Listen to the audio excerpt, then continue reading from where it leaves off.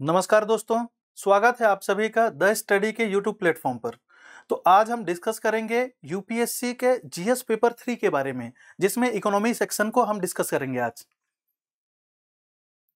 जैसा कि आप देखते हैं कि पहला क्वेश्चन की बात करते हैं, जिसमें पहला है कि भारत के विशेष संदर्भ में मानव विकास सूचकांक एचडीआई तथा असमानता समायोजित सूचकांक मानव विकास सूचकांक तथा असमानता समायोजित मानव विकास सूचकांक मीन्स IHDI में अंतर बताना है और फिर ये बताना है कि IHDI को समावेशी समृद्धि का एक बेहतर सूचक क्यों माना जाता है। तो आज हम ये बताएंगे आपको यहाँ पर कि एक क्वेश्चन को किस तरह से आपको फ्रेम करना है। सबसे पहले जैसे ही आप क्वेश्चन देखेंगे तो ये आपको माइंड में ही फ्रेम बनाना है कि हमें भूमिका में क्या लिखना है, मुख्य भाग में क्या लिखना है और आपको निष्कर्ष में क्या लिखना है। तो देखिए जैसे आपको भूमिका में ये बताना है, जैसे मान लीजिए 150 शब्द का अगर क्वेश्चन है, 150 शब्द में अगर आपको लिखना है तो भूमिका, मुख्य भाग और निष्कर्ष, यही 3 पार्ट होते हैं एक क्वेश्चन के। तो भूमिका में हमें लगभग 20 से 25 शब्द लिखना है, फिर मुख्य भाग में लगभग 100 शब्द में लिखना है और निष्कर्ष भी हमें लगभग 20 से 25 शब्द में लिखना है। ठीक है, ये तो हुआ पैटर्न जब हम 150 शब्द वाले क्वेश्चन को सॉल्व करेंगे। लेकिन अगर वहीं हम 250 शब्द वाले की बात करें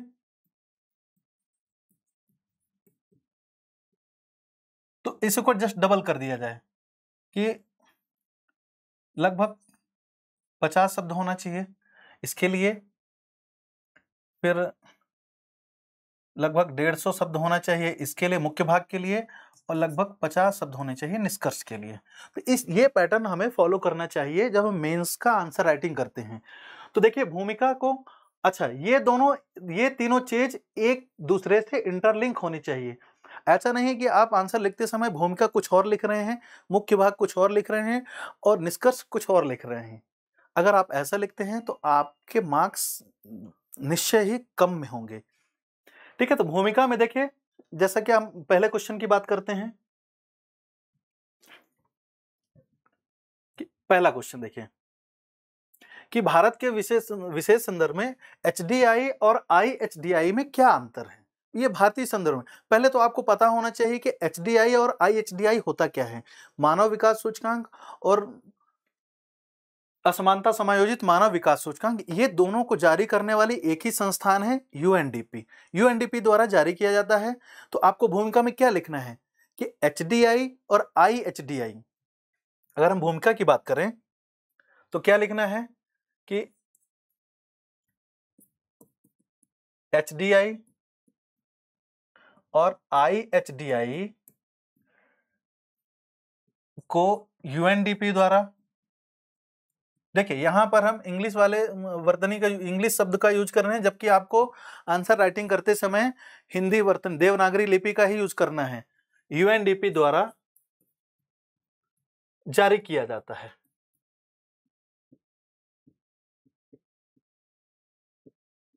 अच्छा, यहां पर आपको ध्यान रखना है कि एचडीआई की शुरुआत 1990 से किया गया था, जबकि आईएचडीआई की शुरुआत 2010 से किया गया था यूएनडीपी के द्वारा ही। तो देखिए मानव विकास सूचकांक और असमानता समायोजित मानव विकास सूचकांक, इन दोनों में यह भी बताना है कि ये मानव विकास के स्तर को मापने वाले महत्वपूर्ण सूचकांक हैं। क्या बताना है इनको कि मानव विकास का स्तर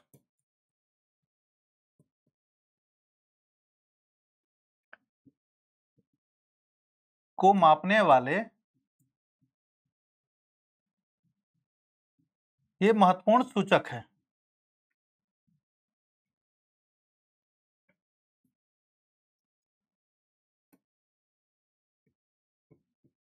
महत्वपूर्ण सूचकांक है। ठीक है, इस बात को बताते हुए आप इसमें यह बता देंगे कि भारतीय संदर्भ में आईएचडीआई को हम किस रूप में देखते हैं कि असमानता को मापता है। देखिए एचडीआई विकास का स्तर मापता है, जबकि IHDI उस विकास के जो सूचक होते हैं उसमें कितनी असमानता है इसको मापता है। अब तुरंत फिर इसके बाद जैसे ही भूमिका आ जाएगी तो आप मुख्य भाग में आ जाएंगे। मुख्य भाग में आपको सबसे पहले सीधा सीधा लिखना है HDI के बारे में। आप चाहें, आपके पास 2-3 तरीके होते हैं, या तो आप ऐसे लिख सकते हैं, ठीक है, यहां पर कुछ आधार दे दीजिए। आप या तो ऐसा कर सकते हैं, या तो फिर ऐसा कर सकते हैं कि HDI के बारे में आप लिख दीजिए और IHDI के बारे में यहां पर एक पैरा में HDI के बारे में लिखिए, अगले पैरा में IHDI के बारे में लिख दीजिए। तो ये भी दोनों अंतर ही माने जाते हैं। जैसे कि आपको पता हो कि HDI क्या माना जाता है कि देश में मानव विकास के औसत उपलब्धि को HDI कहते हैं। क्या माना जाता है? औसत उपलब्धि।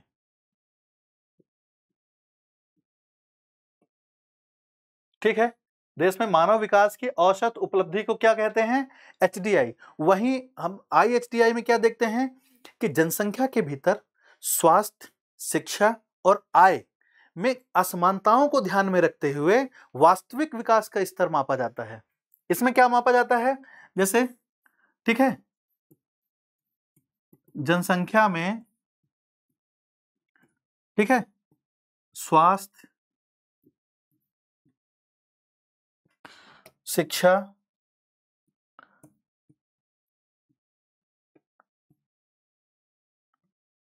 और आय, आय में कितनी असमानता है,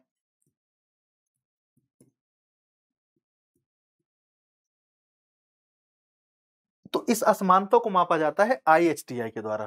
तो ये पहला अंतर तो यही हुआ, ठीक है, इनकी डेफिनेशन आप दे देंगे, ये अंतर हुआ। दूसरा अंतर आप क्या बता सकते हैं कि यदि देश में, अच्छा, इनके फिर आप ये भी सूचक बता सकते हैं कि कौन कौन से होते हैं इसका? स्वास्थ्य, शिक्षा और आय। स्वास्थ्य में हम लोग क्या देखते हैं कि हमारे देश में जीवन प्रत्याशा कितनी है। आपको पता हो कि 2025 में 2023 के आंकड़ों के आधार पर 2025 में जो HDI रैंकिंग जारी की गई है तो उसमें भारत की रैंकिंग 130 है। 193 देशों में कितनी है? 130 है, ठीक है ना।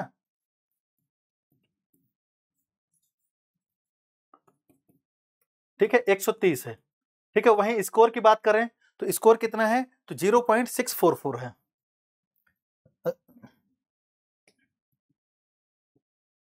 ये स्कोर हुआ, ठीक है। तो रैंकिंग है 130, स्कोर हुआ 0.644। वहीं अब अगर IHDI की स्कोर की बात करें तो 0.475 ये इसका स्कोर है। मतलब देखिए HDI और IHDI में कितना अंतर है। ये जितना अंतर है वही असमानता को बताता है कि स्वास्थ्य के क्षेत्र में भारत की रैंकिंग अच्छी है, ठीक है। इन तीनों का औसत निकाला जाता है ना HDI में। तो स्वास्थ्य के क्षेत्र में कितनी असमानता है, ठीक। शिक्षा के क्षेत्र में कितनी असमानता है। अच्छा, बाय द वे, स्वास्थ्य में हम बता दें कि जीवन प्रत्याशा को देखा जाए तो जीवन प्रत्याशा हमारे यहाँ अभी वर्तमान में कितना है? तो 72 ईयर्स हो गया है, ठीक। शिक्षा के स्तर में हम लोग देखते हैं कि स्कूली औसत स्कूली वर्ष देखा जाता है कि एक व्यक्ति वयस्क अपने पूरे जीवन काल में औसतन कितने वर्ष स्कूल गया है, ठीक। फिर देखा जाता है कि अपेक्षित स्कूली वर्ष देखा जाता है कि जो बच्चे होते हैं तो एक अपेक्षा कितनी की जाती है स्कूली वर्ष का, तो इसमें बढ़ोतरी हुई है। आपको पता हो कि औसत हमारे यहाँ कितना है? 6.9 है। ये स्वास्थ्य में 72 ईयर्स है। आय आय असमानता की बात करें तो आय हमारे देश में कितनी है? तो अगर इसकी बात करें तो हमारे देश की आय है $9,046।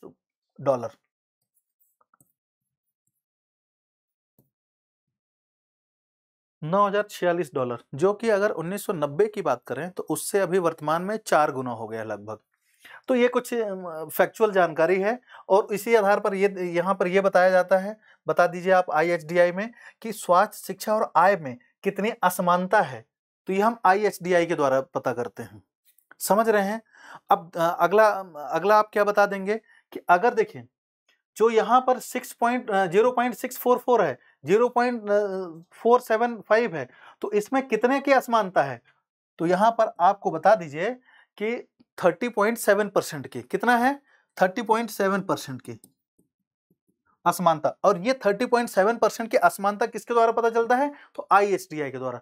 तो ये देखिए, आप चाहे तो ये दो पैरा में भी आप इसको कंप्लीट कर सकते हैं। HDI का एक पैरा दे दीजिए, दूसरा पैरा आप IHDI का दे दीजिए। तीसरे पैरे की बात करें तो तीसरे पैरा में आपको यह बताना है कि IHDI को समावेशी वृद्धि का सूचक क्यों माना जाता है। तो सबसे पहले आपको पता हो कि जब आपको समावेशी समृद्धि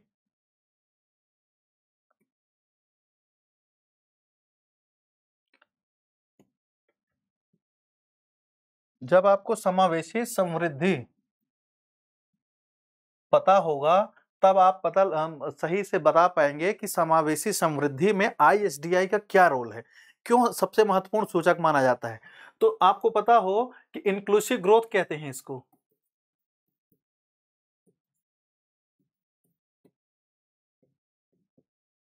तो देखिए, समावेशी समृद्धि, अगर समावेशी विकास होता तो वहीं पर स्वास्थ्य, शिक्षा, आय, ये तीनों कारक आ जाते हैं। ठीक है, लेकिन अगर समावेशी समृद्धि है तो इसमें केवल आय असमानता को मापा जाता है।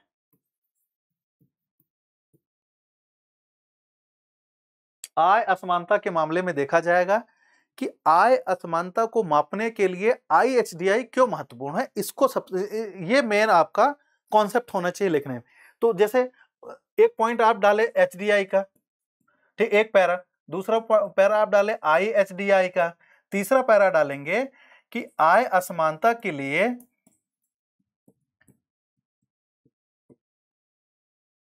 IHDI का उपयोग क्यों किया जाता है, ये तीसरा पैरा होगा। तो इस तीसरे पैरा में आप क्या लिखेंगे कि असमानता का वास्तविक प्रभाव दर्शाता है। क्या दर्शाता है IHDI? कि असमानता का वास्तविक प्रभाव।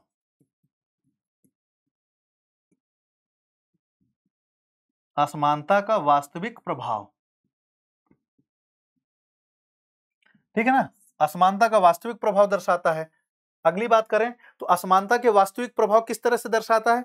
तो यह बताता है कि देश की औसत आय अधिक हो सकती है, देश में औसत आय अधिक हो सकती है, लेकिन यह भी है कि यह कुछ ही लोगों पर केंद्रित हो सकती है, कुछ ही लोगों पर संकेंद्रण हो सकता है।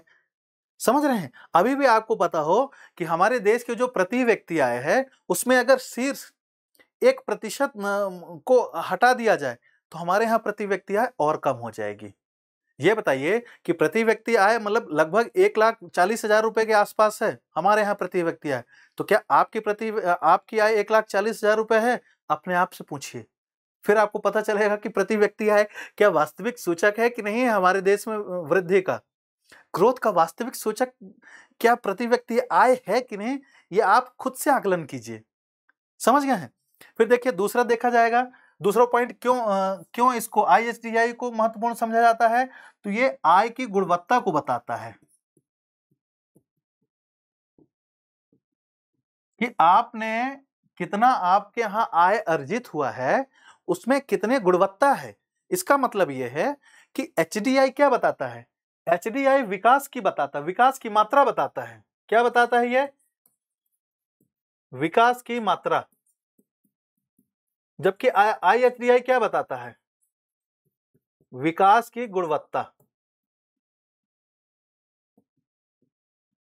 समझ रहे हैं? तो ये IHDI क्यों महत्वपूर्ण है समावेशी समृद्धि के लिए? क्योंकि ये विकास की गुणवत्ता बताता है, गुणवत्ता पर प्रकाश डालता है।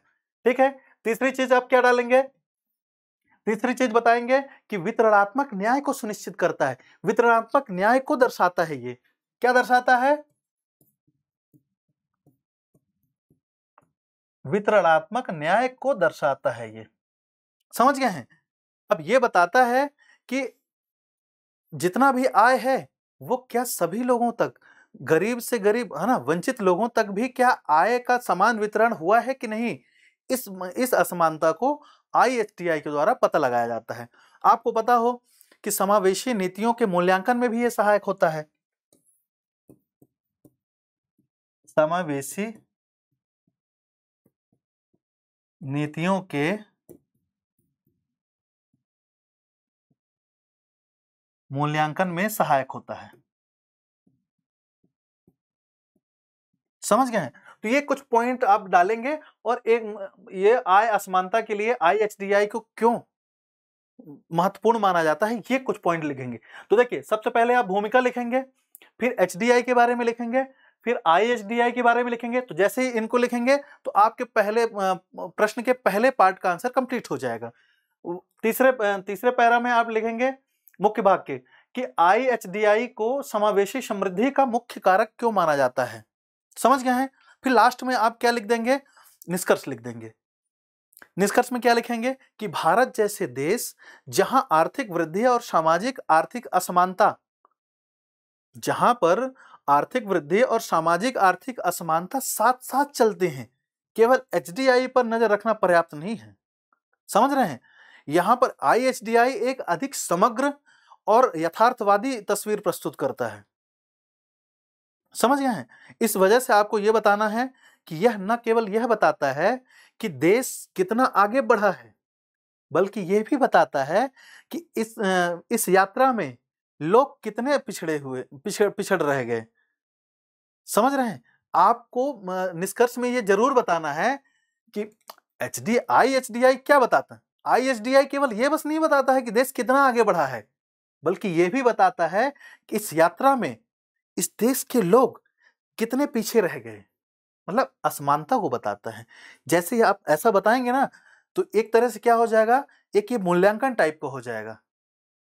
और ये भी बताना है आपको, लास्ट में आपके निष्कर्ष में ये जरूर बात होनी चाहिए कि IHDI के द्वारा हम आय असमानता को कम करके देश को एक समावेशी विकास की ओर ले जा सकते हैं। मतलब आपको एक भविष्योन्मुख निष्कर्ष लिखना है, ताकि आपके निष्कर्ष से ये पता चले कि आप इसके बारे में क्या सोचते हैं। निष्कर्ष आपका सकारात्मक होना चाहिए और सकारात्मक के साथ साथ एक भविष्य की झलक होनी चाहिए कि इसका प्रभाव भविष्यगत क्या होगा। समझ रहे हैं? तो ये पहला क्वेश्चन हुआ। अगले क्वेश्चन पर चलते हैं हम लोग, दूसरे क्वेश्चन पर। देखिए, भारतीय अर्थव्यवस्था के समक्ष वे कौन कौन सी चुनौतियां हैं जो जब विश्व स्वतंत्र व्यापार, बहुपक्षीयता से दूर होकर संरक्षणवाद तथा द्विपक्षीयता की ओर आगे बढ़ रहा है। इन चुनौतियों का सामना किस तरह किया जा सकता है? बहुत अच्छा क्वेश्चन है। ऐसे क्वेश्चन को आप तभी सॉल्व कर पाएंगे, तभी लिख पाएंगे जब आपका अंतर अनुशासनात्मक विकास हो चुका है। अगर आपका नॉलेज अंतर अनुशासनात्मक नहीं है तो आप ऐसे क्वेश्चन को नहीं लिख सकते। अगर आपकी समझ विकसित नहीं है तो आप कहां से शुरुआत करेंगे? आप डायरेक्ट ट्रंप की टैरिफ नीति से शुरू करेंगे। समझ रहे हैं? जबकि ये IR का क्वेश्चन नहीं है, ये क्वेश्चन है इकोनॉमी का, कि भारतीय अर्थव्यवस्था के समक्ष कौन कौन सी चुनौतियां हैं कि जब विश्व स्वतंत्र व्यापार और बहुपक्षीयता से दूर हो रहा है ना, संरक्षणवाद तथा द्विपक्षीयता की ओर बढ़ रहा है।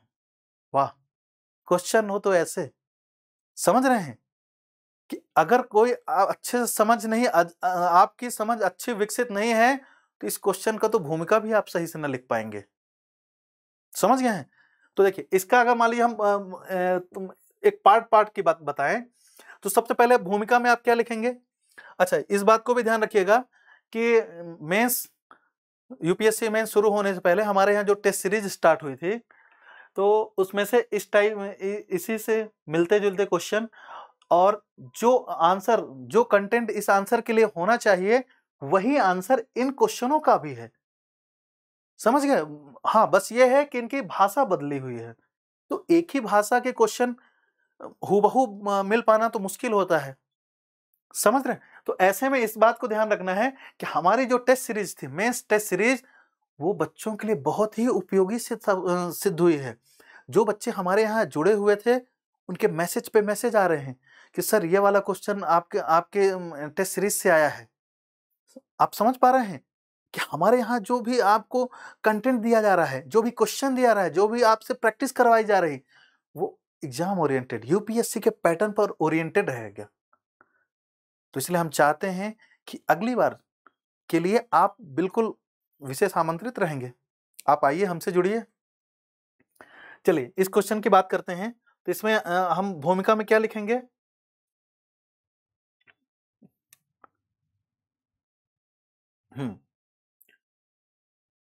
तो देखिए, भारत के समक्ष कौन-कौन सी चुनौतियां हैं?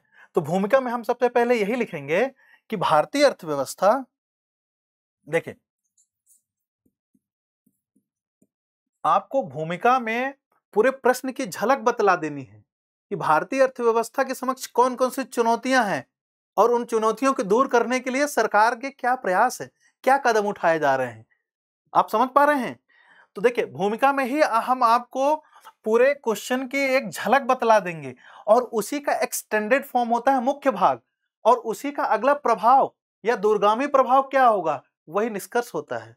मतलब क्वेश्चन का आंसर जो आपका होना चाहिए वो एक दूसरे से लिंक होना चाहिए। इसी को कहते हैं इंटरलिंकिंग अप्रोच। जब तक आपकी इंटरलिंकिंग अप्रोच किसी भी सब्जेक्ट के बारे में नहीं बनेगी, तब तक आप ऐसे क्वेश्चन को नहीं लिख पाएंगे।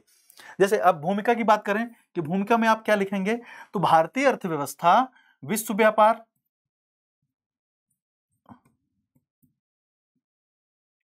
ठीक है, निवेश और आपूर्ति श्रृंखला,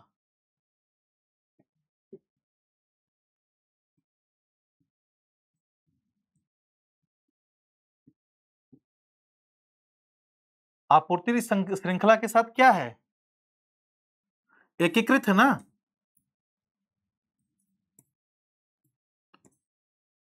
आपूर्ति श्रृंखला के साथ एकीकृत है हमारी अर्थव्यवस्था।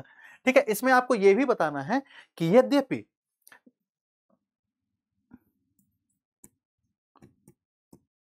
अब देखिए, अब चुनौतियां लिखना है, ठीक है, कि बढ़ते आर्थिक राष्ट्रवाद।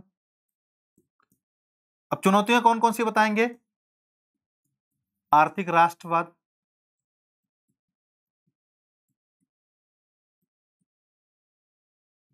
आर्थिक राष्ट्रवाद, इसी को तो संरक्षणवाद कहते हैं ना। अब देखिए, जब आप इस तरह के शब्द यूज करेंगे, आर्थिक राष्ट्रवाद, ठीक है, भू आर्थिक विखंडन, भू आर्थिक विखंडन, ठीक है, भू आर्थिक विखंडन के बाद डब्ल्यूटीओ की निष्क्रियता, ठीक है, डब्ल्यूटीओ के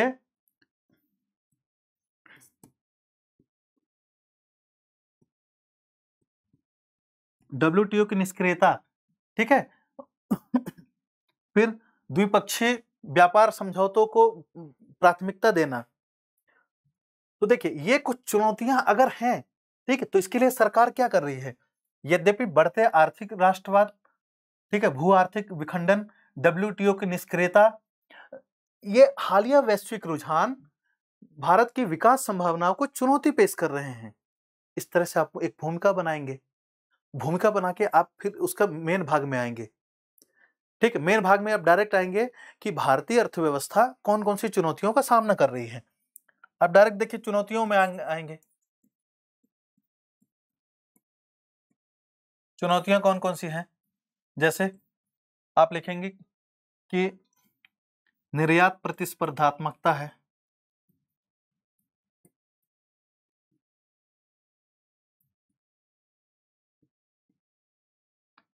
ठीक है। देखिए, ये बताइए कि जब देश स्वतंत्र व्यापार नहीं कर रहे हैं तो क्या होगा? निर्यात में प्रतिस्पर्धा आ जाएगी। भारत में यही हो रहा है ना कि भारत में अगर टैरिफ बढ़ा दी गई है यूरोपीय देश तथा अमेरिका के द्वारा, तो भारत का निर्यात बाधित हो रहा है। मतलब निर्यात में क्या आ गई है? एक तरह से प्रतिस्पर्धा आ गई है। दूसरा अगर बात करें तो देखिए, डब्ल्यूटीओ का जो बहुपक्षीयता था, डब्ल्यूटीओ हमेशा क्या करता है कि मुक्त व्यापार का समर्थक, मुक्त व्यापार को बढ़ावा देने के लिए डब्ल्यूटीओ समय समय पर बहुत सारी नीतियां बनाता है। और डब्ल्यूटीओ का काम ही ये था ना। ये बताइए कि जब द्वितीय विश्व युद्ध के बाद डब्ल्यूटीओ की स्थापना हुई थी, तो डब्ल्यूटीओ की स्थापना क्यों हुई थी? ताकि जो तृतीय विश्व के देश थे, समझ रहे हैं, तो तृतीय विश्व के देशों को बाजार के रूप में परिवर्तित करने के लिए डब्ल्यूटीओ की स्थापना की गई थी कि डब्ल्यूटीओ जो विकसित देश हैं, पूंजीवादी देश हैं, तो उनके लिए एक बाजार निर्मित करे। समझ गए हैं? बाजार निर्मित करने के साथ साथ व्यापार में किसी तरह का बाधा ना हो, कोई देश चुंगी ना लगाए अपने आयात में, मतलब संरक्षणवाद का विरोध किया। संरक्षणवाद को कम करने के लिए डब्ल्यूटीओ की स्थापना की गई थी। आपको पता हो कि इस क्वेश्चन में, ये जो क्वेश्चन है आपको, तो इस क्वेश्चन की जो अप्रोच है ना, तो आपको वाणिज्यवाद से जोड़नी है। वाणिज्यवाद क्या कहता है? अगर आपको पता हो तो वाणिज्यवाद ये कहता है कि अंतरराष्ट्रीय व्यापार में जब दो देश आपस में व्यापार करते हैं, अगर देश, ये बताइए कि अगर देश ए है और बी, अगर ये दोनों देश आपस में व्यापार करते हैं तो एक को फायदा होगा तो दूसरे को नुकसान होगा। समझ गए हैं? तो ऐसे में क्या होता है कि जब एक देश को फायदा होता है और दूसरे को नुकसान होगा, ठीक है, मतलब ए को यदि नुकसान हुआ तो एक समय बाद ऐसा आएगा कि ए अंतरराष्ट्रीय व्यापार से हट जाएगा, और जब अंतरराष्ट्रीय व्यापार से हट जाएगा तो आप किसको निर्यात करेंगे? तो ये यही वाणिज्यवाद। वाणिज्यवाद कहता है कि ऐसी स्थिति में आप अपनी वस्तुओं को, जैसे ए को नुकसान हो रहा है ना, तो ए अपने यहां अपनी वस्तु, अपनी आयात में क्या लगाएगा? आयात में टैरिफ लगाएगा, चुंगी लगाएगा। समझ रहे हैं? तो आयात में टैरिफ, चुंगी संरक्षणवाद को बढ़ावा देगा। क्या करेगा ये? संरक्षणवाद को बढ़ावा देगा। समझ गए हैं? तो अभी यही हो रहा है। डोनाल्ड ट्रंप के द्वारा क्या किया जा रहा है? संरक्षणवाद को बढ़ावा दिया जा रहा है। वहीं देखिए एडम स्मिथ क्या कहता है? एडम स्मिथ कहता है कि स्वतंत्र व्यापार, फ्री ट्रेड, लेसेस फेयर की बात करता है। एडम स्मिथ यही कहता है ना कि विश्व की अर्थव्यवस्था एक दूसरे के लिए खुली रहेंगी, स्वतंत्र व्यापार होना चाहिए। तो एडम स्मिथ की अगर वर्तमान में प्रासंगिकता देखी जाए तो उसकी कम हो रही है। देखिए संरक्षणवाद को बढ़ावा मिल रहा है। एडम स्मिथ कहता है कि भाई स्वतंत्र व्यापार होना चाहिए, लेसेस फेयर, कोई राज्य हस्तक्षेप ना करे व्यापार में। लेकिन अभी यही हो रहा है। देखिए डोनाल्ड ट्रंप के द्वारा संरक्षणवाद को बढ़ावा दिया जा रहा है। इससे क्या होता है कि जब भी संरक्षणवाद आएगा तो देश में आर्थिक असंतुलन पैदा होगा, वैश्विक असंतुलन पैदा होगा। देखिए अगर अमेरिका टैरिफ लगा रहा है देशों पर, तो उससे देखिए ग्लोबल सप्लाई चेन पर भी प्रभाव पड़ रहा है, डिस्टर्ब हो रहा है ना। एक समय ऐसा आएगा कि अमेरिका खुद मंदी में आ जाएगा। ये बताइए कि इस तरह के संरक्षणवाद ने भारत को अन्य विकल्प तलाशने के मजबूर किया। तो ये तो अच्छी बात है ना, आपदा में अवसर, और आपदा में अवसर खोजने वाला एकमात्र देश, और वो है हमारा प्यारा भारत। समझ गए हैं? तो देखिए ये कुछ इनकी चुनौतियां हैं। अब देखिए एक और कुछ और चुनौती क्या लिख देंगे कि सीमित बाजार पहुंच है।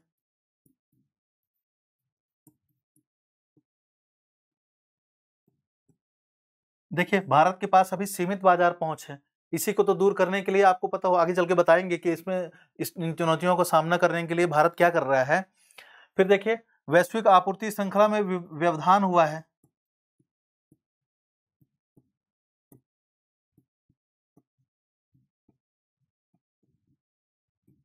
वैश्विक आपूर्ति श्रृंखला में व्यवधान, ठीक है। तो देखिए ये कुछ चुनौतियां आप लिखेंगे, और फिर डायरेक्ट आप चुनौतियों के बाद फिर आप समाधान में आ जाएंगे।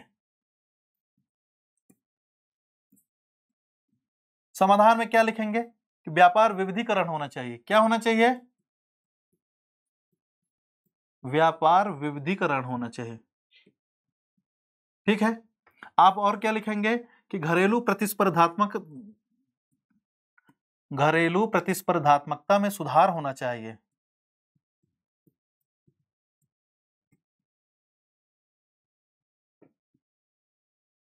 में सुधार होना चाहिए। आपको पता हो कि भारत में घरेलू खपत, भारत की अर्थव्यवस्था, भारतीय अर्थव्यवस्था कैसी है कि consumption based, consumption led economy है, मतलब हमारा उपभोग आधारित अर्थव्यवस्था है। तो हम घरेलू उपभोग को बढ़ावा दें, मीन्स घरेलू प्रतिस्पर्धात्मकता में सुधार करें। आपको पता हो कि और क्या सुधार हो सकता है कि द्विपक्षीय और क्षेत्रीय व्यापार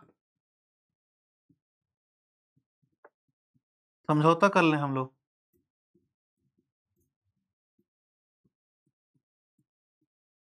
ठीक है, द्विपक्षीय और क्षेत्रीय व्यापार समझौता। इसके लिए आपको पता हो कि भारत बहुत सारे देशों के साथ बायलैटरल ट्रेड एग्रीमेंट कर रहा है, एफटीए साइन कर रहा है। आपको पता हो कि 2023 में भारत ऑस्ट्रेलिया के साथ, आप यहाँ पर उदाहरण दे सकते हैं। ठीक है, जैसे भारत ऑस्ट्रेलिया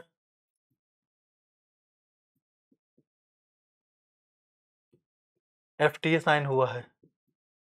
ठीक है, भारत यूके लिख सकते हैं, हाल का उदाहरण दे सकते हैं। भारत यूके एफटीए साइन हुआ जो।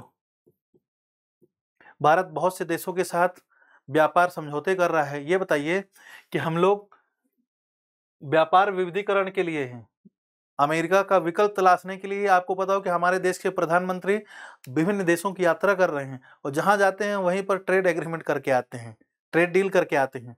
समझ रहे हैं ना, जैसे अफ्रीकी देश, दक्षिण अमेरिकी देशों में यात्रा किए हैं। तो यहाँ पर क्या हो रहा है कि एक तरह से विकल्प तलाशा जा रहा है।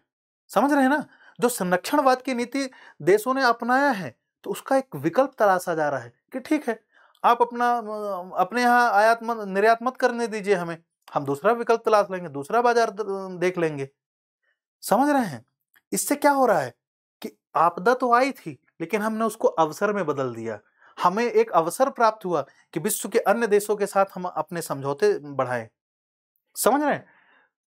अब फिर देखिए, इसके बाद फिर हम और क्या लिख देंगे कि सेवा क्षेत्र, ठीक है, और डिजिटल व्यापार पर फोकस कर दीजिए,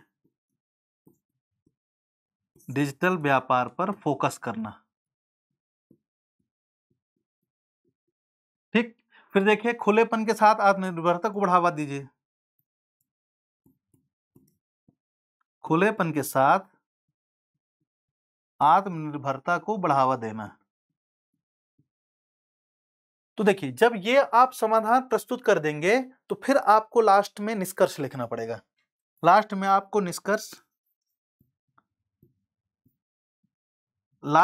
आप क्या लिखेंगे कि भारत सक्रिय कूटनीति के माध्यम से उपर्युक्त चुनौतियों का समाधान करने की कोशिश कर रहा है, जिसके द्वारा भारत आपदा को अवसर में बदलने की ओर अग्रसर है। साथ ही साथ आत्मनिर्भर भारत योजना, पीएलआई योजना के द्वारा हम देश के आर्थिक विकास को सुनिश्चित करने की ओर अग्रसर हैं। इस तरह से आपका क्या होगा कि इसका एक क्या हो जाएगा, आपका एक संतुलित आंसर होगा और निष्कर्ष आपका सकारात्मक हो जाएगा। निष्कर्ष हमेशा सकारात्मक लिखना है, इस बात को ध्यान देंगे। अगले क्वेश्चन की ओर चलते हैं।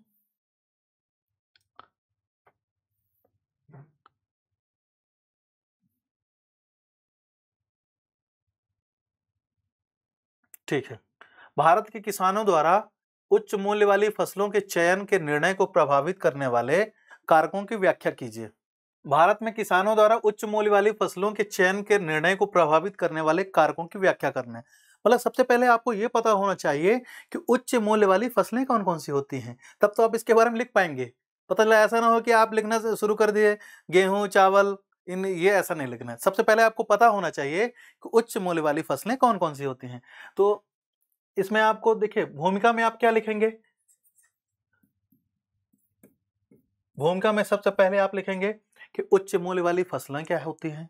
ठीक है, फिर मुख्य भाग में मुख्य भाग में तो आपको यही लिखना है कि प्रभावित करने वाले कारक कौन कौन से हैं, और लास्ट में निष्कर्ष लिखना है कि अगर किसान उच्च मूल्य वाली फसलों को अपनाता है तो उसका क्या प्रभाव पड़ेगा उस पर।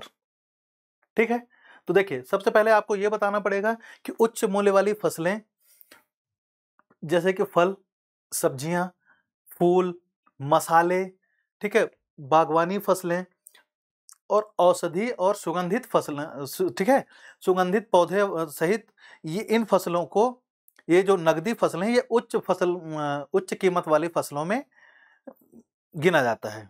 ठीक है, जो पारंपरिक फसलों की तुलना में 40 से 60% प्रति हेक्टेयर लाभ प्रदान करती है। ये आपका छोटा सा भूमिका होना चाहिए कि उच्च सबसे पहले पता होना चाहिए ना कि उच्च मूल्य वाली फसलें कौन कौन सी होती हैं। उच्च मूल्य वाली फसलें, इसमें क्या क्या आ जाएगा, जैसे कि आपको पता होना चाहिए फल, सब्जियां,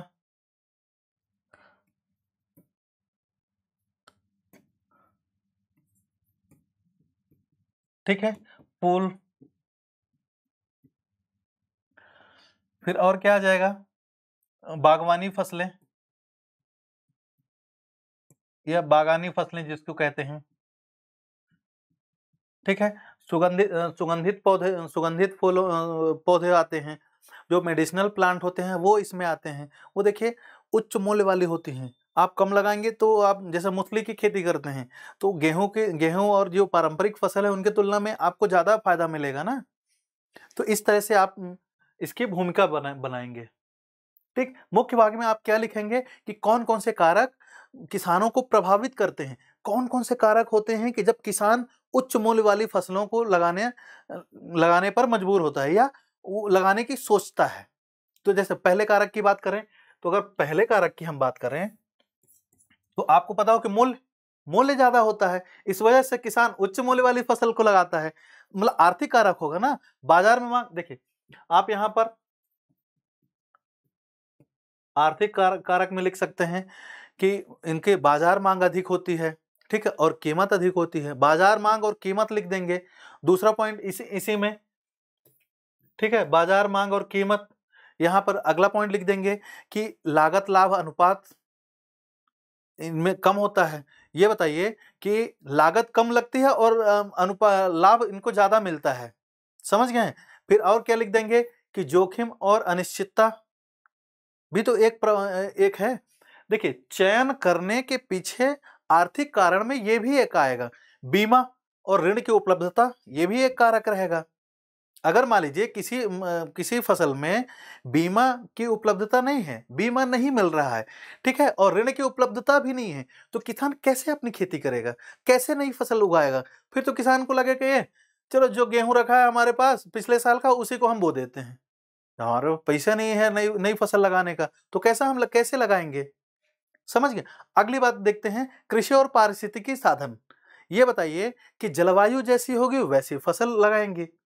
ठंडे प्रदेशों में आपको पता हो जैसे जम्मू कश्मीर हिमाचल में सेब की खेती करेंगे, ठीक।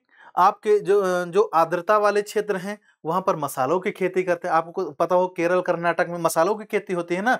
दोमट मिट्टी वाले क्षेत्रों में सब्जियों की खेती होती है। तो ये कृषि पारिस्थितिकी भी एक प्रमुख कारण रहता है। समझ गए ना? आपको ये भी पता हो कि उचित सिंचाई व्यवस्था भी होनी चाहिए। सिंचाई व्यवस्था जहां पर अच्छी होगी तो वहां पर किसान उच्च मूल्य वाली फसलें लगाने के लिए विचार करता है और लगाता भी है। समझ गए हैं? तो ये एक कौन सा कारक हुआ? कृषि पारिस्थितिकी और उसके साधन हुए। फिर अगला कारक आपको पता हो कि तकनीकी साधन हुआ। ये कृषि पारिस्थितिकी की बात कर रहे हैं। फिर अगला कारक तकनीकी कारक ले लीजिए, तकनीकी एवं ज्ञान। ये बताइए जिस फसल के लिए तकनीकी आसानी से उपलब्ध हो वो फसल लगा लेंगे। जैसे आपको पता हो कि अगर हॉर्टिकल्चर कर रहे हैं तो ड्रिप इरिगेशन का यूज होना है। किसान को पता होना चाहिए। जब तक किसान अवेयर नहीं होगा, ज्ञान नहीं होगा किसान को, तो नई फसल उच्च मूल्य वाली फसलों को कैसे उगाएगा? किसान को पता होना चाहिए कि इसको हम लगाएंगे तो हमें क्या फायदा होगा। अगर किसान को ये जानकारी है, उसके बारे में जो तकनीक है उसकी जानकारी है, तो किसान अच्छी फसलों को लगाएगा।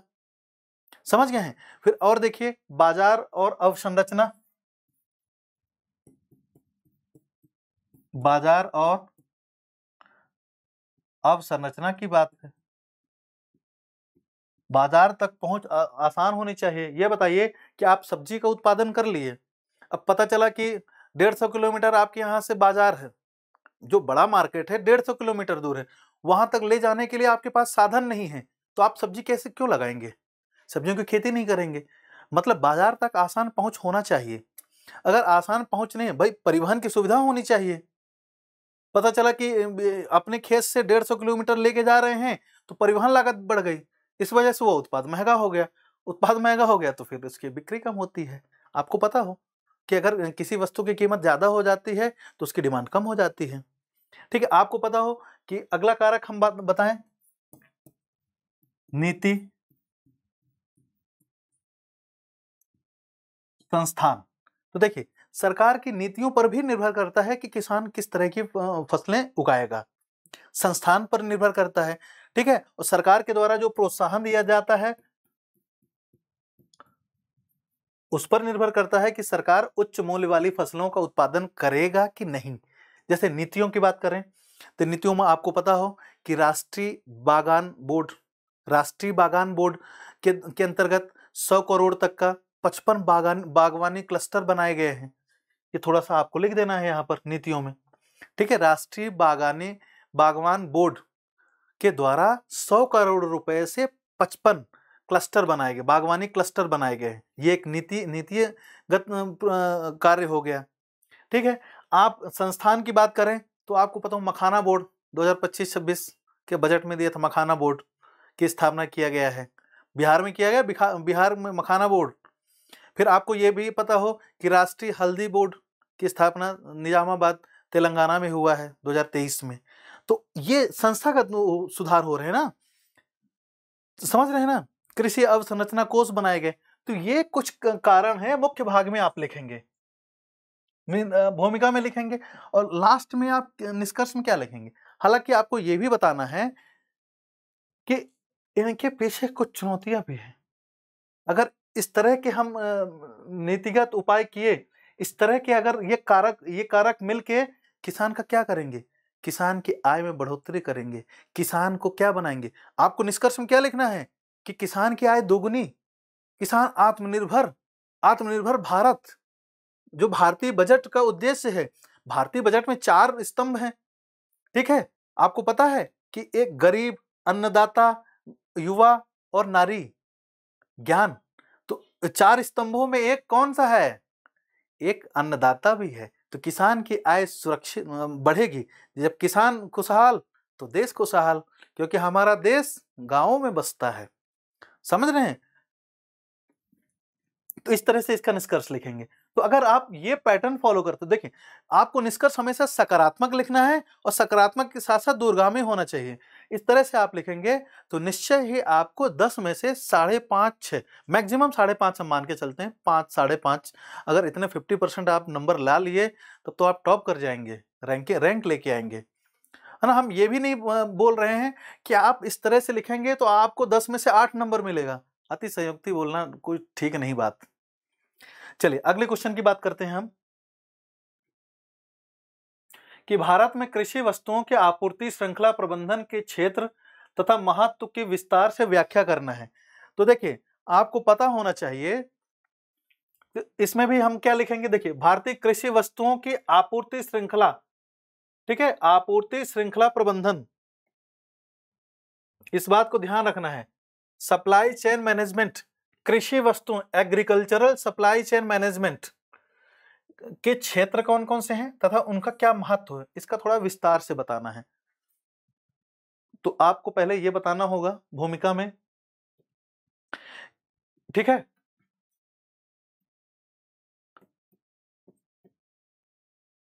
कि कृषि के अंतर्गत जो सप्लाई चेन मैनेजमेंट है, आपूर्ति श्रृंखला प्रबंधन, उसके बारे में थोड़ा सा बता देना है कि भारत में कृषि आपूर्ति श्रृंखला प्रबंधन का क्षेत्र अत्यंत विस्तृत और बहुआयामी है। कैसा है क्षेत्र, कैसा है, विस्तृत और बहुआयामी है कि नहीं है। भारतीय जो इसका सप्लाई चेन मैनेजमेंट का क्षेत्र है वो विस्तृत और बहुआयामी है, जो खेत से लेके प्लेट तक पूरे चक्र को समेटता है। खेत से प्लेट तक पूरे चक्र को समेटता है। तो ये देखिए आप क्षेत्र लिख देना, बहुआयामी क्षेत्र के बारे में बता दिए। तो एक तरह से ये क्या हो गया, ये भूमिका है। फिर इसके आप घटक के बारे में बता देंगे कि कौन कौन से क्षेत्र हैं। यहाँ पर आप सबसे पहले लिख देंगे इनपुट प्रबंधन।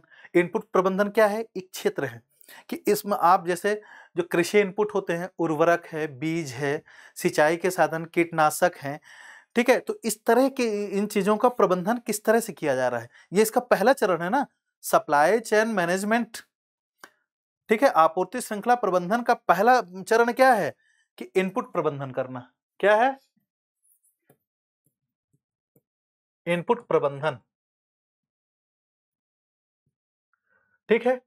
इनपुट प्रबंधन में आप यह लिखेंगे कि जो कृषि के अंतर्गत जो आगत होते हैं, उपकरण होते हैं, उनका किस तरह से प्रबंधन किया, ये पहला चरण है। दूसरा है कि उत्पादन और कटाई, उत्पादन और कटाई, ये क्या हो जाएगा? ये इसका अगला चरण होगा कि आप उत्पादन किए, उसकी कटाई के दौरान आप क्या क्या यूज कर रहे हैं, कौन कौन सी तकनीक यूज कर रहे हैं, समझ रहे हैं। पहले देखिए, आपको पता होगा पारंपरिक तरीके से लोग हाथ से काटते, हाथ और हंसी से कटाई होती थी। फिर जैसे जैसे तकनीक बढ़ी, हार्वेस्टर आए, लोग ट्रैक्टर से कटाई करने लगे। तो ये तकनीक का उपयोग की बात कर रहा है, समझ रहे हैं। फिर अगला क्या लिखेंगे कि कटाई के उपरांत कैसा हम प्रबंधन करते हैं। कटाई के उपरांत प्रबंधन मतलब हम भंडारण किस तरह था, हमारे यहाँ भंडारण की क्या व्यवस्था है, इसके बारे में बताएंगे। फिर आपको पता हो कि भंडारण के समय ही हम लोग वर्गीकरण और छटाई भी करते हैं। हम लोग ये भी देखते हैं कि हमारे यहाँ कटाई के बाद, जैसे ये बताइए कि बहुत सारी मिट्टियाँ वगैरह आ जाती हैं, है ना, उत्पाद में, तो उसको अलग अलग करते हैं, उसको साफ करते हैं। फिर अगर हमें सोसाइटी में बेचना हो तो हम वहाँ ले जाके बेचते हैं, या मार्केट में ले जाके बेचना हो तो बेचते हैं। ऐसा थोड़ी है कि हम लोग उत्पादन किए और सीधे ले जाके बेच दिए, ऐसा तो नहीं करते ना। तो इस तरह से हमें ये लिखना है। फिर आपको पता हो कि जैसे ही ये कटाई छटाई हो गया, उसके बाद प्रसंस्करण करते हैं, प्रसंस्करण करके और फिर उसका मूल्यवर्धन करते हैं। प्रसंस्करण और मूल्यवर्धन करते हैं, ठीक है। तो ये देखिए, आपके पास ज्यादा स्कोप नहीं है, आप इतना ही लिख सकते हैं, 4-5 पॉइंट ही लिख सकते हैं। 4-5 पॉइंट जैसे ही लिखेंगे, फिर आपको इसके अगला, इसके महत्व की बात करेंगे कि अगर हम ये करते हैं तो इसका महत्व क्या होगा, समझ रहे हैं। तो इसका महत्व क्या होगा? किसान की आय बढ़ेगी, किसान की आय में वृद्धि, आय क्या हो जाएगी? बढ़ेगी। अब किसान की आय बढ़ेगी तो इससे क्या होगा कि कटाई के उपरांत जो नुकसान हो वो कमेगी। उपभोक्ताओं के पास विकल्प बढ़ेगा। पहले आपके पास एक ही विकल्प था, जैसे किसान की आय बढ़ी तो किसान क्या करेगा, अपनी फसलों में विविधता लाएगा, विभिन्न प्रकार की फसलों का उत्पादन करेगा, और जैसे उत्पादन होगा तो क्या होगा, उसकी उपभोक्ताओं के पास विकल्प बढ़ेगा। समझ गए ना। तो कटाई के उपरांत जो नुकसान होता है वो भी कमेगी।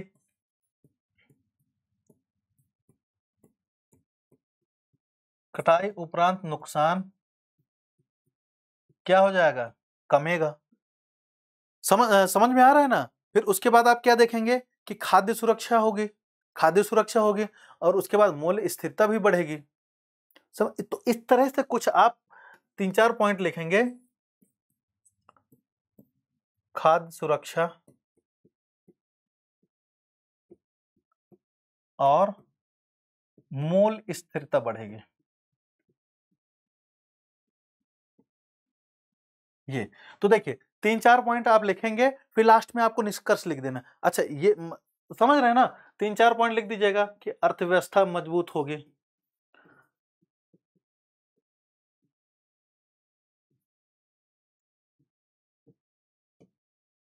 ठीक। लास्ट में निष्कर्ष आप क्या लिखेंगे? लास्ट में निष्कर्ष लिखेंगे कि इससे हम कृषि उत्पादों में हम आत्मनिर्भर बनेंगे, आत्मनिर्भर बनेंगे, हमारे किसानों की आय डबल हो जाएगी, उपभोक्ताओं के पास विकल्प बढ़ेंगे। समझ रहे हैं। इससे हमें खाद्य जो मुद्रास्फीति है वो संतुलित रहेगी, वो एक मतलब समझ रहे हैं ना, वो मुद्रास्फीति नहीं बढ़ पाएगी, ठीक है ना। तो इस तरह से आप एक सकारात्मक निष्कर्ष लिख देंगे कि अगर हमारा ये सब हुआ, इस तरह के सप्लाई चेन मैनेजमेंट का हमारा सकारात्मक प्रभाव यही होगा कि जो हमारी जो कृषि है वो सतत कृषि बनेगी। विकसित भारत 2047 के लक्ष्य को आसानी से प्राप्त कर सकेंगे। सस्टेनेबल सतत विकास लक्ष्य 1 और सतत विकास लक्ष्य 2 गरीबी और भुखमरी को समाप्त करने में आसानी होगी। समझ रहे हैं? तो इस तरह से आप क्या लिखेंगे? दूरगामी प्रभाव, सकारात्मक प्रभाव लिखेंगे। चलिए, ये वाला क्वेश्चन हो गया। इसके बाद हम आगे अगला क्वेश्चन की बात करें तो समझाइए कि किस प्रकार राजकोषीय स्वास्थ्य सूचकांक भारत में राज्यों के राजकोषीय प्रदर्शन के आकलन के उपकरण के रूप में प्रयोग किया जा सकता है। किस प्रकार यह राज्यों को विवेकपूर्ण और संपोषणीय राजकोषीय नीतियों को अपनाने के लिए प्रोत्साहित करेगा। कितना अच्छा क्वेश्चन है, मतलब समझ रहे हैं ना, ये करंट से है। अगर आप जनवरी की देखेंगे, जनवरी का करंट अफेयर देखेंगे तो जनवरी के करंट अफेयर में ये दिया है। जनवरी और फरवरी, आप जनवरी में आया था, फरवरी के करंट अफेयर देख लीजिए 2025 का, फरवरी के करंट अफेयर में ये दिया है। तो सबसे पहले आपको ये पता होना चाहिए, इसकी भूमिका की बात करें तो राजकोषीय स्वास्थ्य सूचकांक क्या है ये पता होना चाहिए। अब जैसा कि आपको देखिए नाम में ही लिखा है राजकोषीय स्वास्थ्य सूचकांक, मतलब राजकोषीय स्तर पर राज्यों के बीच में जो रैंकिंग है उसके बारे में बताया जा रहा है कि राज्यों के में किस तरह से प्रतिस्पर्धा है, किस राज्य की राजकोषीय स्थिति बहुत अच्छी है, किस राज्य की राजकोषीय स्थिति थोड़ा कमजोर है, इसके बारे में हम लोग देखेंगे इसमें। ठीक है, चलिए तो इसमें देखते हैं। देखिए कि राजकोषीय स्वास्थ्य सूचकांक के बारे में हमें यह पता होना चाहिए कि राजकोषीय स्वास्थ्य सूचकांक क्या है। तो देखिए इसकी भूमिका की बात करें तो भूमिका में हम क्या लिखेंगे?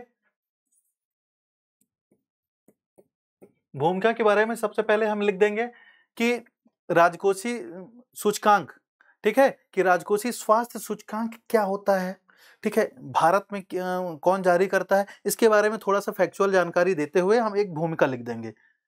ठीक, तो भूमिका में हम क्या लिखेंगे कि भारत की व्यापक आर्थिक स्थिरता और समावेशी विकास के लिए राज्य स्तर पर सुदृढ़ राजकोषीय प्रबंधन आवश्यक है। समझ गए? तो इतने इसको लिखने के बाद हम लिख देंगे कि इसके लिए नीति आयोग ने जनवरी 2025 में, ठीक है, नीति आयोग ने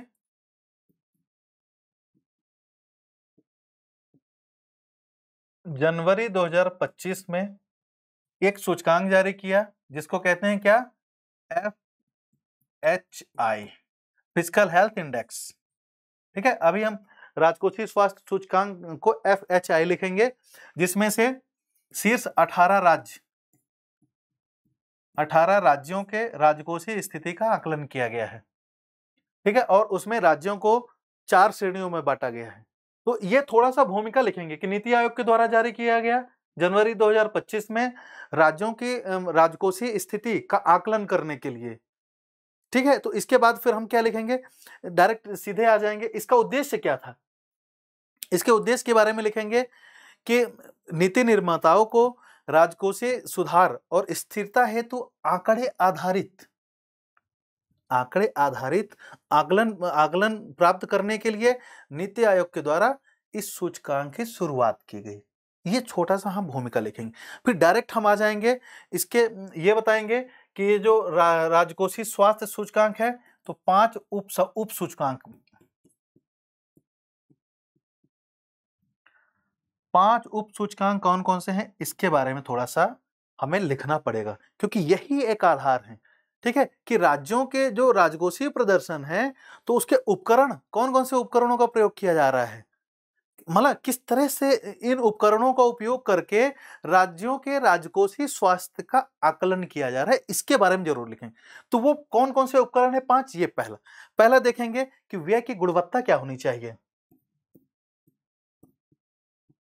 व्यय की गुणवत्ता, तो व्यय की गुणवत्ता में देखेंगे कि राज्य अपने राज्य में, है ना, विकासशील व्यय और पूंजीगत व्यय अपने जीएसडीपी का, अपने राज्य जीडीपी का कितने प्रतिशत खर्च कर रहे हैं।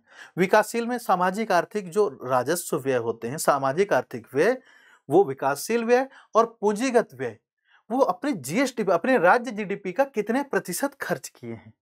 ये हमारा क्या हो जाएगा, व्यय की गुणवत्ता। समझ गए है ना। दूसरे में हम क्या देखेंगे कि राजस्व संग्रहण, राजस्व संग्रहण की बात करेंगे कि राजस्व संग्रहण में हम देखेंगे कि कोई राज्य अपने यहाँ कर और गैर कर राजस्व को जीएसडीपी, अपने राज्य के जीडीपी और कुल आय के सापेक्ष कितना वो संग्रहित किया है। समझ गए हैं। अपने जीडीपी का कर युक्त राजस्व और गैर कर युक्त राजस्व को किस तरह से संग्रहित किया है, इसके प्रतिशत को मापा जाता है राजस्व संग्रहण में। समझ गए हैं। फिर तीसरे में हम देखेंगे कि राजकोषीय विवेक की बात करेंगे। राजकोषीय विवेक, और राजकोषीय विवेक में हम लोग क्या देखेंगे कि एफआरबीएम अधिनियम के अंतर्गत जो लक्ष्य निर्धारित किए गए हैं। एफआरबीएम एक्ट 2003 आया था, 2004 में लागू हुआ, फिर 2012 में एफआरबीएम 2.0 लाया गया था, 2016 में एनके सिंह समिति की स्थापना की गई थी, रिव्यू कमेटी थी। समझ रहे हैं। तो एफआरबीएम अधिनियम के तहत जो लक्ष्य निर्धारित किए गए थे, वो उसके अंतर्गत जो राजकोषीय घाटा और राजस्व घाटा को जीडीपी के, है ना, उस राज्य के जीडीपी के प्रतिशत के रूप में मापा जाता है। समझ गए हैं ना। फिर अगली बात करेंगे कि ऋण स्थिरता की बात होगी। ठीक है, कि ऋण सूचकांक और ऋण स्थिरता।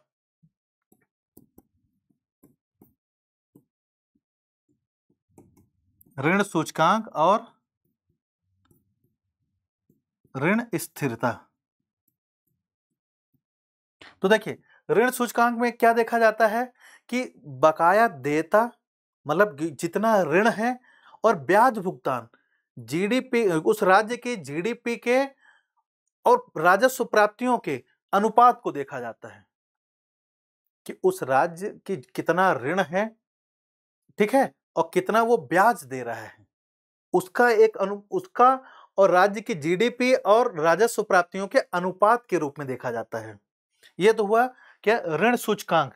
ऋण स्थिरता में क्या देखा जाता है कि जीडीपी की वृद्धि दर और ब्याज भुगतान की वृद्धि दर में अंतर को मापा जाता है कि जीडीपी जिस स्तर से बढ़ी है उस राज्य की, क्या उसी स्तर से ब्याज भुगतान भी हुआ कि नहीं हुआ है।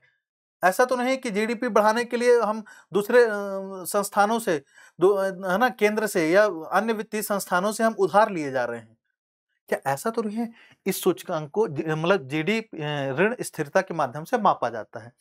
तो ये कुछ ऐसी चीजें हैं कि राज्यों के स्तर पर इन 5 कारकों के द्वारा राज्यों के राजकोषीय स्वास्थ्य का आकलन किया जाता है। आपको पता हो कि इस तरह से देश में प्रतिस्पर्धी संघवाद को बढ़ावा मिलता है, सहकारी संघवाद को बढ़ावा मिलता है। समझ गए हैं। तो कहीं ना कहीं आपको पता हो कि नीति आयोग एक तरह से प्रतिस्पर्धी संघवाद को भी बढ़ावा दिया है, सहकारी संघवाद को भी बढ़ावा दिया है। अच्छा, ये भी आपको पता होना चाहिए कि ये जो 2025 में ये सूचकांक फिस्कल हेल्थ इंडेक्स, राजकोषीय स्वास्थ्य सूचकांक जारी किया गया है, तो उसमें राज्यों को 4 श्रेणियों में बांटा गया है। कितनी श्रेणियों में? 4 श्रेणियों में बांटा गया है। ठीक है, 4 श्रेणियां हैं। 4 श्रेणियां आपको पता हो कि 0 से 25 तक, अगर किसी का स्कोर है, किसी राज्य का स्कोर है 0 से 25 तक, तो वो कौन से कहलाएंगे? आकांक्षी राज्य। ठीक है, अगर 25 से लेके 40 तक, अगर 25 से लेके 40 है तो उनको क्या कहेंगे? परफॉर्मर राज्य कहेंगे। क्या कहेंगे? परफॉर्मर। 40 से लेके अगर 50 है तो फ्रंट रनर कहेंगे, और 50 से प्लस है तो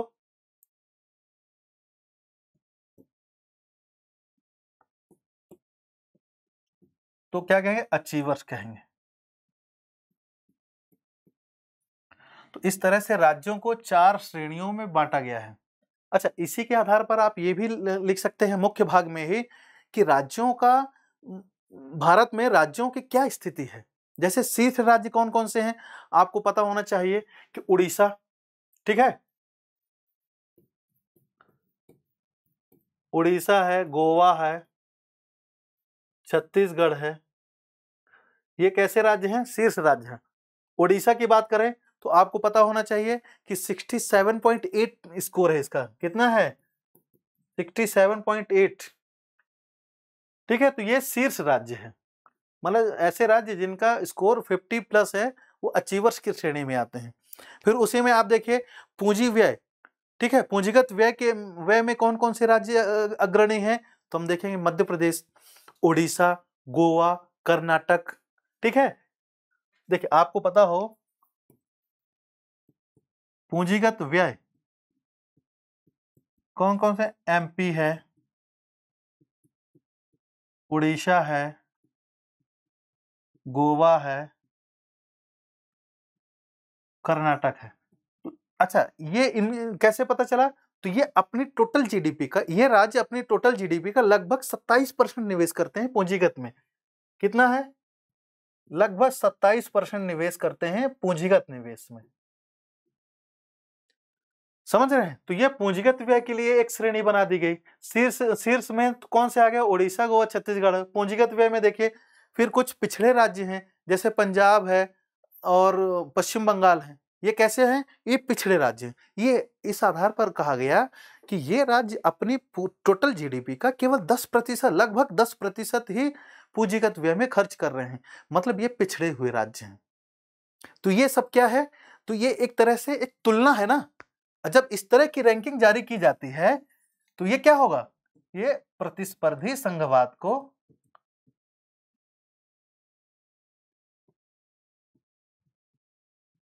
बढ़ावा दे रहा है। ठीक है, ये तुलनात्मक ये जो तुलनात्मक दृष्टिकोण है, तो प्रतिस्पर्धी संघवाद को बढ़ावा दिया जा रहा है। अब आपको पता हो कि इसके लिए कौन कौन से प्रोत्साहन किए जा रहे हैं। समझ रहे हैं ना कि इसको प्रोत्साहित करने के लिए कौन कौन सी चीजें किया जा रहा है। तो आपको पता है कि स्वस्थ प्रतिस्पर्धा को बढ़ावा दिया जा रहा है, पहला पॉइंट होगा। दूसरा पॉइंट, कमजोर क्षेत्रों की पहचान की जा रही है। तीसरा पॉइंट क्या लिखेंगे? कि पूंजीगत व्यय को प्रोत्साहित किया जा रहा है। ठीक है, जब पूंजीगत व्यय करेंगे तो राज्यों को उससे राजस्व प्राप्त होगा, वहां की अवसंरचना सुधरेगी, वहां पर विदेशी निवेश आकर्षित होगा। आपको ये बात पता है ना? फिर आपको ये भी ध्यान रखना है कि सहकारी संघवाद को सुदृढ़ हो रहा है, पारदर्शिता और जवाबदेहिता भी बढ़ रही है। तो इस तरह से अपना आप क्या मुख्य भाग की आप रूपरेखा बनाएंगे। फिर लास्ट में आप निष्कर्ष लिख देंगे कि अगर इस तरह से सूचकांक जारी हो रहे हैं तो इसका प्रभाव क्या पड़ा, राज्यों में क्या प्रभाव पड़ रहा है। तो आपको पता हो कि आप लास्ट में निष्कर्ष में क्या लिखेंगे?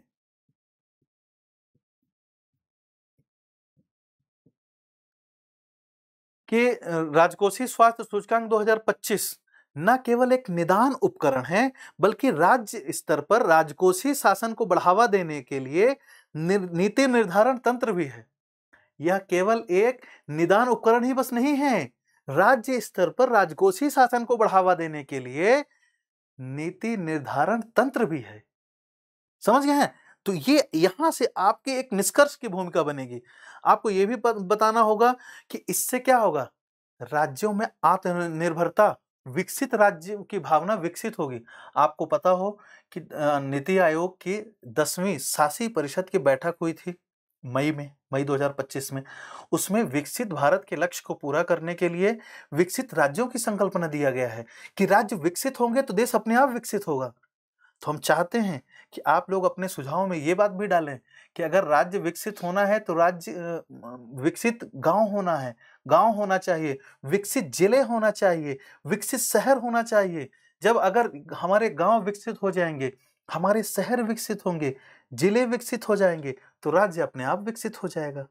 राज्य विकसित होगा तो देश विकसित होगा।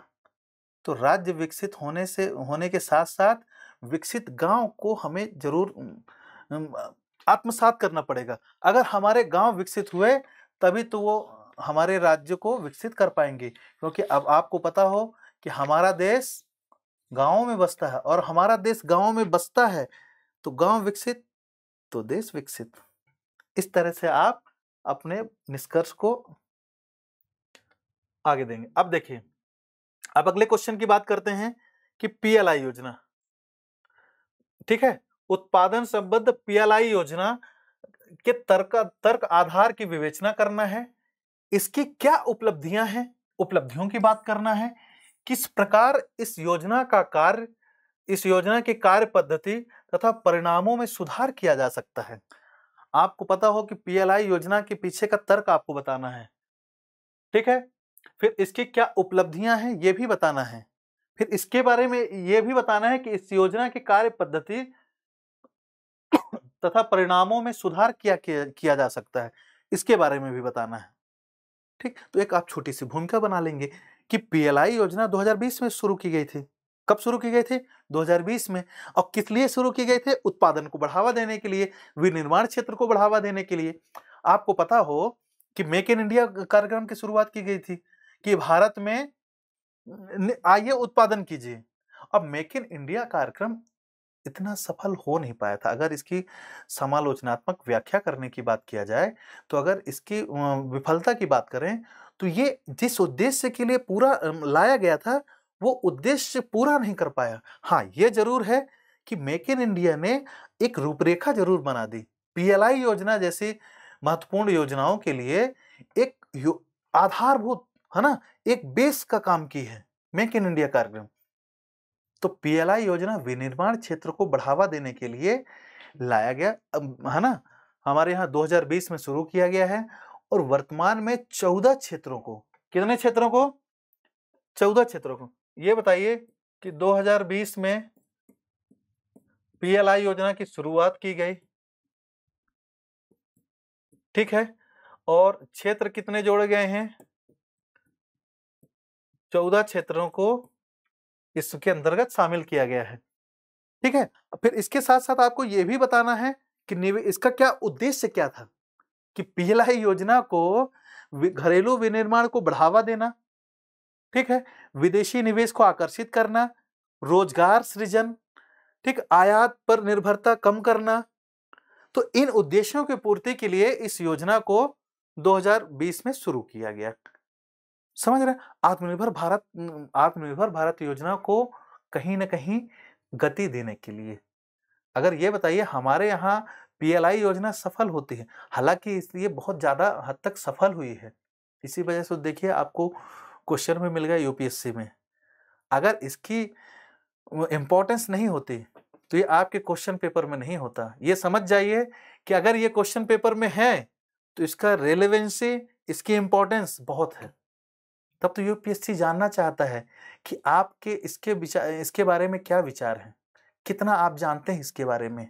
आपको अवेयर करना भी इसका एक उद्देश्य है, ठीक है। तो अब देखिए, इसका अगर हम आधार की बात करें, औचित्य की बात करें,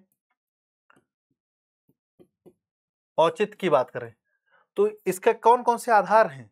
तो इसके आधार क्या लिखेंगे कि आत्मनिर्भरता को कम करना, या आयात निर्भरता, आत्मनिर्भरता नहीं, आयात निर्भरता को सुधारना,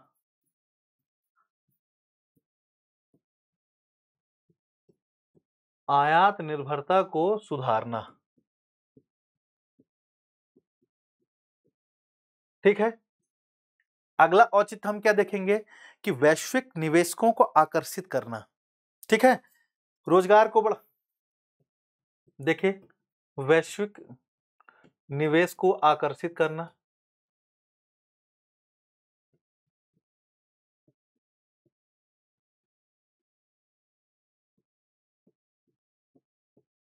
ठीक है, फिर रोजगार सृजन,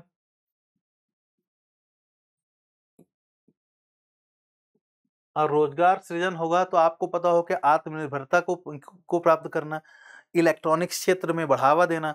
पीएलआई योजना के तहत आप देखिए, इलेक्ट्रॉनिक्स क्षेत्र में हम लोग इतना आगे बढ़े हैं कि विश्व में दूसरे नंबर का सबसे ज्यादा मोबाइल फोन निर्माता देश बन गया है भारत। सैमसंग, एप्पल जैसे कंपनियां अपने यहाँ मैन्युफैक्चरिंग प्लांट स्टार्ट किए हैं, तो उन्होंने भी उत्पादन बढ़ाया है। समझ रहे हैं? तो इस तरह से आपको पता हो कि निर्यात भी ठीक है, निर्यात भी हमारा बढ़ा है, निवेश भी आकर्षित हुआ है। पीएलआई योजना के अंतर्गत ही आपको पता हो कि लगभग 3 लाख करोड़ रुपए से अधिक की निवेश प्राप्ति हुई है। समझ रहे हैं? तो निवेश भी बढ़ा है। दूरसंचार और नेटवर्किंग के लिए उत्पाद भी वो हमारे लिए बढ़े हैं। तो ओवरऑल अगर देखा जाए तो आपको अपने आंसर में इसकी देखिए औचित्यता लिखना है, यही लिखना है ना। फिर क्या लिखेंगे, फिर अगला पार्ट क्या लिखेंगे कि पीएलआई योजना की कौन कौन सी उपलब्धियां रही हैं। ठीक है, पीएलआई योजना की उपलब्धियां,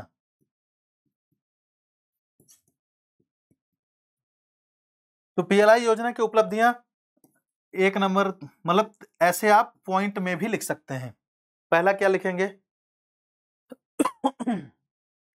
तो इसमें लिखेंगे कि निवेश अंतर्वाह हुआ है, मतलब हमारा जो इन्वेस्टमेंट इनफ्लो ज्यादा हुआ है, 3 लाख करोड़ का इन्वेस्टमेंट हुआ है हमारे यहाँ। ठीक है, फिर आप क्या लिखेंगे कि मोबाइल फोन निर्माण में हम लोग विश्व में दूसरे नंबर पर आ गए हैं। समझ गए हैं? फिर और क्या लिखेंगे, रोजगार सृजन, रोजगार बहुत ज्यादा बढ़ा है। लगभग आपको पता हो कि 6 लाख से अधिक रोजगार उत्पन्न हुआ है। ठीक है, नवीकरणीय ऊर्जा को बढ़ावा मिला है। ठीक है, स्वच्छ ऊर्जा को बढ़ावा मिला। आप ये बताइए कि स्वच्छ ऊर्जा की दिशा में काम हो रहा है। SDG 6, SDG 7, हाँ, सस्टेनेबल डेवलपमेंट गोल नंबर 7। ठीक है, तो स्वच्छ ऊर्जा की बात करता है ना, स्वच्छ ऊर्जा के क्षेत्र में हम लोग आगे बढ़े हैं। तो इस तरह से आप क्या लिखेंगे, इस तरह से अपने एक उपलब्धियां लिख देंगे। फिर आप लास्ट में क्या लिखेंगे कि इसमें कौन कौन से सुधार किए जा सकते हैं, इसको लिखेंगे आप। ठीक, इसके साथ साथ अब सुधार में कौन कौन से सुधार किए जा सकते हैं। देखिए, आपको पहले तो ये बताना पड़ेगा कि तीव्र संवितरण होना चाहिए। क्या होना चाहिए, तीव्र संवितरण, मतलब कि सत्यापन, जो सिंगल विंडो क्लियरेंस, ये आसानी से हो जाए। मान लीजिए पीएलआई योजना के तहत कोई अपना प्लांट स्थापित करना चाहता है, तो उसके लिए बहुत सारे नियम कानून की जटिलताओं को कम किया जाए, पहला पॉइंट। दूसरा पॉइंट आप क्या लिखेंगे कि निर्यात अभिविन्यास होना चाहिए। निर्यात को बढ़ावा देने के लिए सरकार के द्वारा सब्सिडीज की तरह सब्सिडीज जैसे प्रोत्साहन देना चाहिए। समझ, निर्यात अभिविन्यास होना चाहिए, क्षेत्रीय युक्तिकरण होना चाहिए। समझ रहे हैं कि मतलब उच्च क्षमता वाले क्षेत्रों में हमें इसको और बढ़ावा देना चाहिए। R&D पे हमें बढ़ावा देना चाहिए, विकास और अनुसंधान पर बढ़ावा देना चाहिए, नई नई प्रौद्योगिकी अपनाने पर हमें बढ़ावा देना चाहिए। तो इस तरह से हम क्या लिख देंगे इसका एक, कि कौन कौन से हमारे यहाँ सुधार रहे हैं, कौन कौन से इसके परिणाम रहे हैं। और लास्ट में हम निष्कर्ष में क्या लिखेंगे कि पीएलआई योजना को और अधिक क्षेत्रों में हमें क्या करना है, विस्तारित करना है। और इससे क्या होगा कि हमारे देश का निर्यात बढ़ेगा, आयात कम होगा। आयात प्रतिस्थापन नीति जो नेहरूवादी काल से चली आ रही है, नेहरूवादी काल में इसकी क्या हुई थी, रूपरेखा बनी थी ना, उस समय की विफलता वर्तमान में एक तरह से क्या है, नींव का काम की है। आपको पता हो कि आयात निर्भरता ने ही हमारे यहाँ आत्मनिर्भर भारत, पीएलआई योजना जैसी चीजें लाई हैं, ताकि हम आयात ना करें, आयात कम से कम करना पड़े। तो आयात को कम करने, आत्मनिर्भर भारत को बढ़ावा देने की दिशा में ये महत्वपूर्ण कदम साबित हो सकता है। विकसित भारत 2047 के लक्ष्य को प्राप्त करने में आसानी होगी। तो इस तरह से आप लिख लेंगे, समझ गए हैं ना। तो ये वाला क्वेश्चन हमारा कंप्लीट हुआ। अगला देखिए, भारत में खाद्य प्रसंस्करण उद्योगों के विस्तार की परीक्षण कीजिए, कि खाद्य प्रसंस्करण उद्योगों का विस्तार कैसे हुआ, इसका परीक्षण करना है। और खाद्य प्रसंस्करण उद्योगों में रोजगार के अवसरों को सृजित करने हेतु सरकार के द्वारा कौन कौन से उपाय किए गए हैं, उसका विस्तार से उल्लेख करना है। समझ गए? अब देखिए, इसी तरह का हमारे मेंस टेस्ट सीरीज में ये क्वेश्चन आया था कि देखिए कृषि मूल्य श्रृंखलाओं पर। तो देखिए इस तरह का आप देखिए हमारे मेंस टेस्ट सीरीज से क्वेश्चन आए हुए हैं। मतलब कितना फ्रूटफुल रहा होगा हमारा मेंस टेस्ट सीरीज बच्चों के लिए जो ज्वाइन किए हैं, जरा सोचिए आप। तो देखिए इस क्वेश्चन में हम लोग क्या भूमिका कैसे बनाएंगे कि खाद्य प्रसंस्करण उद्योगों के विस्तार करना है। तो मतलब खाद्य प्रसंस्करण उद्योग होते क्या हैं? तो आपको पता है कि भारत में देखिए इसकी भूमिका हम कैसे लिखेंगे। भूमिका की बात करें तो भूमिका में खाद्य प्रसंस्करण उद्योग के बारे में थोड़ा सा बताएंगे। फिर इसके बारे में हम ये भी बताएंगे कि खाद्य प्रसंस्करण उद्योग किस तरह से रोजगार सृजित किया है। तो आपको पता हो भूमिका में ये लिखेंगे कि खाद्य प्रसंस्करण उद्योग एक गतिशील क्षेत्र है जिसके जो कृषि को उद्योग के साथ जोड़ता है। मतलब कृषि को उद्योग के साथ जोड़ने वाला एक महत्वपूर्ण कड़ी क्या है? खाद्य प्रसंस्करण उद्योग। ठीक है, फिर उसके बाद फिर आप ये भी बताएंगे कि इसमें आत्मनिर्भरता लाकर हम अपने यहाँ कृषि उद्यमियों को प्रोत्साहित कर सकते हैं। जो कृषि उद्यमी हैं वो प्रोत्साहित होंगे। तो इस तरह से एक छोटा-सा हम क्या लिखेंगे, एक भूमिका लिखेंगे। अब भूमिका में ये भी बताएँगे कि खाद्य प्रसंस्करण उद्योगों द्वारा हमारे यहाँ रोजगार सृजन किया जा रहा है और रोजगार सृजन के माध्यम से हमारा खाद्य प्रसंस्करण उद्योग और विकसित हुआ है। तो एक एक छोटा-सा आप क्या बनाएँगे, भूमिका बनाएँगे। फिर आप ये उद्योगों का दायरा बताएँगे, ठीक है ना? कि खाद्य प्रसंस्करण उद्योगों का, ठीक है? खाद्य प्रसंस्करण उद्योग का दायरा बताएँगे कि कौन-सा इसका दायरा रहा है। तो दायरे में आप 1, 2, 3, 4 ऐसा पॉइंट वाइज़ भी लिख सकते हैं, क्योंकि पॉइंट वाइज़ भी लिखना आपके लिए ज़्यादा अच्छा रहेगा। तो देखिए आपको पता हो कि मूल्य संवर्धन और खाद्य सुरक्षा की बात की गई है। ये बताइए जब खाद्य प्रसंस्करण उद्योगों द्वारा क्या किया जाता है? कृषि उत्पादों का मूल्य संवर्धन किया जाता है। आप टमाटर टमाटर का उत्पादन किए तो टमाटर का केचप बन गया, तो उसका क्या हुआ? मूल्य संवर्धन हुआ ना। अब मूल्य संवर्धन के साथ साथ खाद्य सुरक्षा भी सुनिश्चित हुई। ये बात समझ में आ रही है? फिर देखिए तो क्या लिखेंगे यहाँ पर? मूल्य संवर्धन और खाद्य सुरक्षा। ठीक है, ये पहला पॉइंट होगा। दूसरा पॉइंट आप क्या लिखेंगे कि निर्यात क्षमता बढ़ती है। जहाँ पहले हमारे जैसे कटाई किए, कटाई के बाद हम गेहूँ मतलब अनाज ले गए, गोडाउन में रखे, कई बार सड़ जाता है, खराब हो जाता है। आप लोग अगर गोडाउन में जाएँगे तो आपको खुद तरस आएगा कि देखिए इस अनाज को किसान कितनी मेहनत से उपजाता है और इसकी क्या दुर्दशा बनी हुई है। समझ रहे हैं? तो इससे क्या होगा कि जब खाद्य प्रसंस्करण शुरू हो जाए, खाद्य प्रसंस्करण उद्योग के द्वारा ये जो कृषि उत्पादों का नुकसान होता है उससे बचा जाता है। समझ गए? फिर आप क्या लिखेंगे?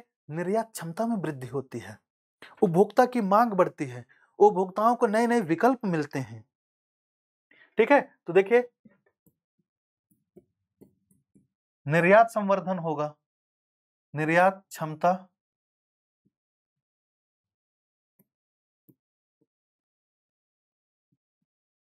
बढ़ेगी, उपभोक्ता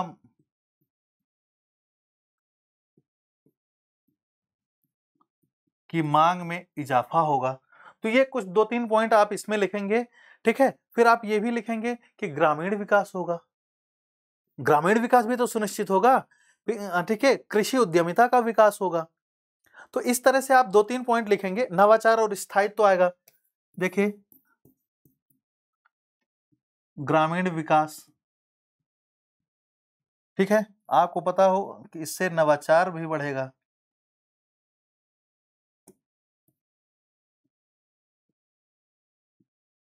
आर-एन-डी बढ़ेगी, ठीक है? हमारे यहाँ क्या होगा कि आर-एन-डी का विकास होगा। तो ये कुछ इस तरह से हम क्या लिख देंगे, इसका दायरा। फिर अब हम क्या लिखेंगे अगला पार्ट, हमारे क्वेश्चन का अगला पार्ट क्या है कि यह रोजगार सृजन में कितना प्रभावी हुआ है और रोजगार सृजन करने के लिए सरकार के द्वारा कौन-कौन से उपाय किए गए हैं। तो यहाँ पर क्या लिखेंगे, सरकार के द्वारा शुरू की गई योजनाओं के बारे में कि सरकार ने इसके लिए कौन-कौन सी योजनाएं शुरू की गई हैं। ठीक है, तो जैसे प्रधानमंत्री किसान संपदा योजना लिखेंगे ना। देखिए उपाय लिखेंगे आप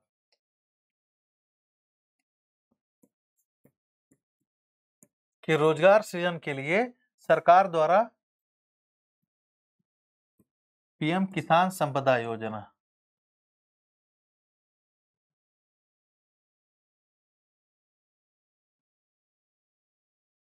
ठीक है, तो किसान संपदा योजना के बारे में आप चाहें तो इनका केवल नाम नाम बस लिख के आगे बढ़ जाएंगे। आपको पता हो कि मेगा फूड पार्क बनाए गए हैं, फूड सप्लाई चेन बनाए गए हैं। ठीक है, मेगा फूड पार्क की स्थापना की गई है। तो इस तरह से क्या सरकारी आप क्या लिखेंगे, उपाय लिखेंगे। प्रधानमंत्री सूक्ष्म खाद्य प्रसंस्करण उद्यमों का औपचारीकरण किया है। क्या लिखेंगे कि प्रधानमंत्री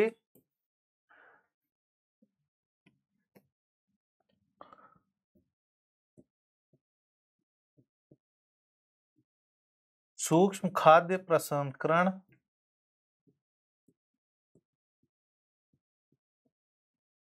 का औपचारीकरण।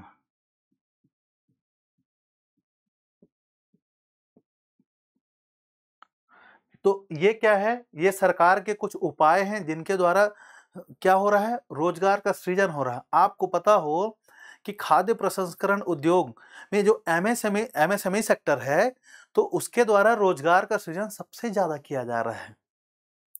आपको पता हो कि हमारे यहाँ श्रम सुधार भी किया गया है। श्रम सुधारों ने भी श्रम की उपलब्धता सुनिश्चित की है। ठीक है, उत्पादन से जुड़ी आपको यहाँ पर ये भी लिख दीजिएगा, पीएलआई योजना।